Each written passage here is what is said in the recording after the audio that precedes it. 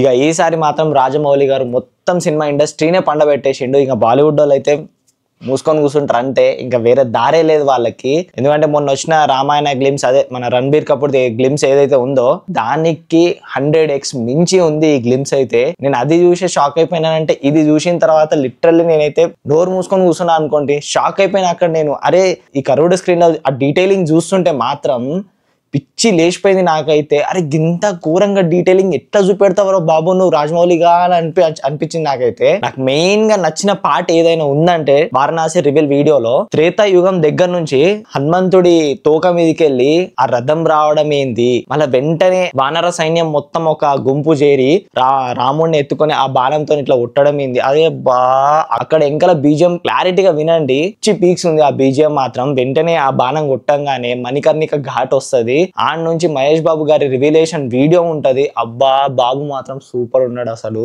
ఈ పోస్టర్ ఏదైతుందో ఇది చూస్తే మాత్రం మీకు ఏఐ లాగానే అనిపిస్తుంది, కానీ ఏఐ కాదు. 60 to 70 days వాళ్ళు మొత్తం షూట్ చేసుకొని మొత్తం అంతా కంప్లీట్ చేసుకొని ఏఐ కాకుండా CGI-తో చేసిండ్రు మొత్తం. బయట టాక్ అయితే ఏఐ కాదు CGI అని అంటున్నారు. నాకైతే తెలిసింది, నేను మీకు చెప్పిన. మీకు ఏమన్నా తెలిసి ఉంటే మాత్రం మీరే కామెంట్ చేయండి. కొంచెం కొంచెం ఏఐ లాగా కొడుతుంది కానీ కంప్లీట్లీ CGI ఇది. దీంట్లో అయితే no doubt actually. And Mahesh Babu garu proper గా ఎక్కడున్నారు, ప్రియాంక గారు ప్రాపర్ గా ఎక్కడ ఉన్నారు అంటే ఆ గుహ ఏదైతే ఉందో దాంట్లో, అదే హిపోపొటమస్ లోపల నుంచి తీసుకెళ్తారు. అక్కడ ఒక గుహ ఉంటది, ఒక రాక్షసుడు ఎవరో ఉంటారు సంథింగ్. అక్కడ పైనకి వెళ్ళి మనకు ప్రియాంక చోప్రా పడుతూ ఉంటది. ఈ కొండకి అంచున మహేష్ బాబు గారు ఉంటారు. అదైతే ఆ డీటెయిలింగ్ అయితే పర్ఫెక్ట్ ఉంది. పర్ఫెక్ట్ అంటే పర్ఫెక్ట్ అంతే. 512 స్టార్టింగ్ వారణాసి నుంచి మొదలయ్యి ఎండింగ్ కూడా వారణాసి దగ్గరనే కంప్లీట్ చేసిందంటే ఎంకలున్న మాస్టర్ మైండ్ ఎవరో కాదు, రాజమౌళి గారే. రాజమౌళి గారు మాత్రమే ఇట్లాంటివి చేయగలుగుతారు. ఇంకోటి ఆఫ్రికాలో కూడా అన్ని గానం జంతువులు ఉండగా కూడా మిడిల్ లో ఒక్కోలే దిగుతారు పారాగ్లైడింగ్.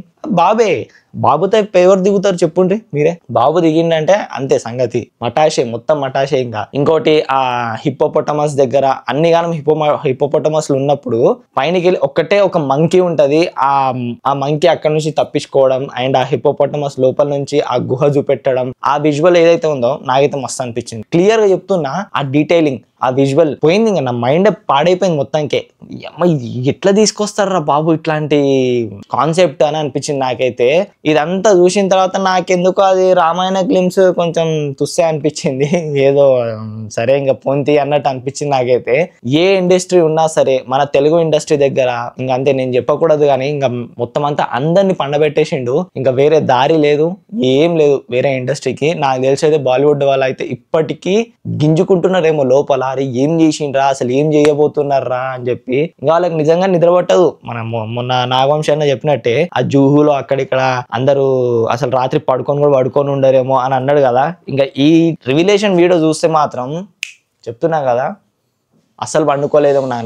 నాకు తెలిసి అయితే పండుకోలేదు పక్కా. ఇంకా బాబు ఫ్యాన్స్ అయితే సూపర్ గా ఎంజాయ్ చేసి ఉంటారు. ఇంకా వాళ్ళకి దొరికిపోయింది, ఇంకా ఛాన్స్ దొరికింది.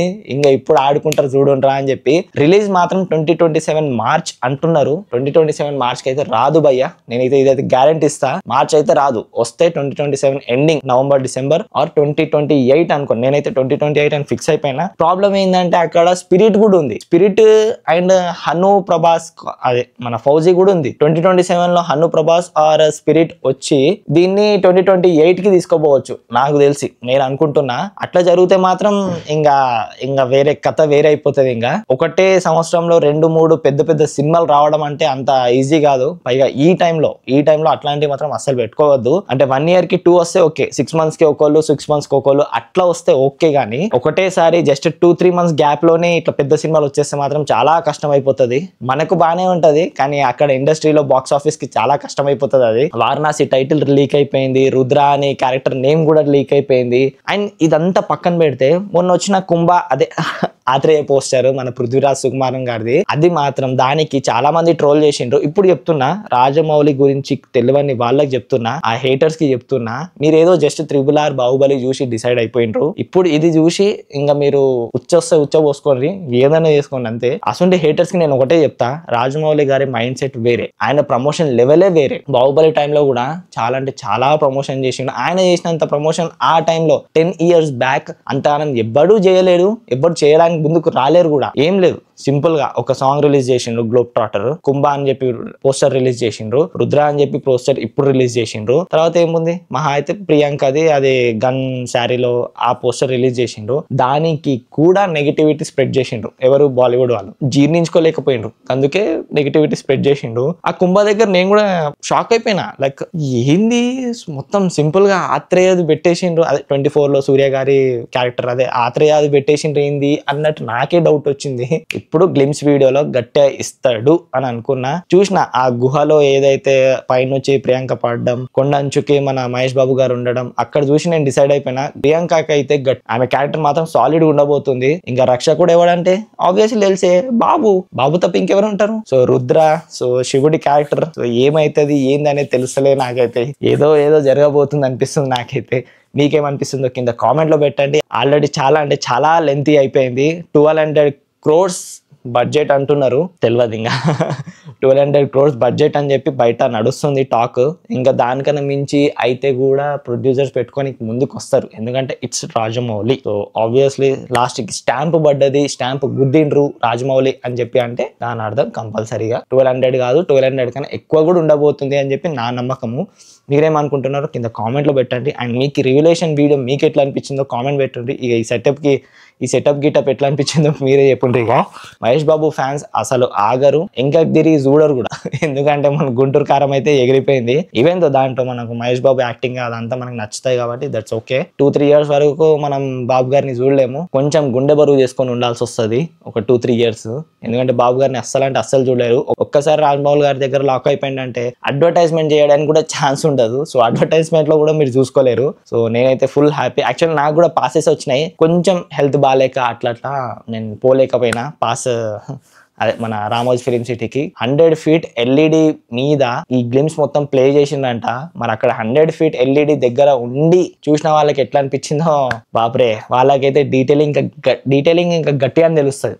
ముందుండి చూసిన వాళ్ళకి, అంటే కొంచెం మిడిల్లో ఉండి చూసిన వాళ్ళకి, ఎవరైనా ఉంటే మాత్రం కింద కామెంట్ లో పెట్టేయండి ఎట్లా అనిపించింది మీకు అనేది.